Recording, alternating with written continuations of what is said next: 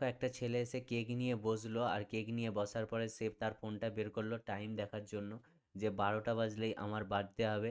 আর তার একটুখানি বাকি ছিল, তাই কেকটা নিয়ে বসে আছে আর টাইমটা জাস্ট দেখছে 12টা বাজলেই সে সেলিব্রেট করবে, আর এখানে 12টা বেজে গেছে। আর দেখে সে খুবই খুশি হলো, আর সে নিজেই একাই বাতিটা লেবানো, অ্যান্ড তার সামনে কেক ছিল, অ্যান্ড সে 12টা বাজে দেখালো 12টা 1 হয়ে গেছে।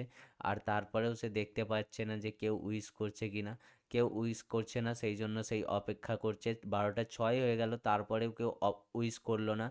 12টা 30 হয়ে গেল, তারপরেও কেউ তাকে উইশ করলো না। এটা দেখে সে খুবই কষ্ট পেল, আর সে নেতিয়ে পড়লো, অ্যান্ড তারপরেই দেখতে পেলো তার মা চলে এসেছে। আর মা আসতেই সে খুবই খুশি হলো, অ্যান্ড তাকে হ্যাপি বার্থডে উইশ করলো, আর তাকে একটা সুন্দর বইও গিফট করলো। আর সেটা দেখে তারা খুবই খুশি হলো। আর তোমরাও লাইক সাবস্ক্রাইব করে দাও, হ্যাপি বার্থডে জানিয়ে দাও। আর তাকে কেকটা খাইয়ে দিল, এতে আরও খুশি হলো।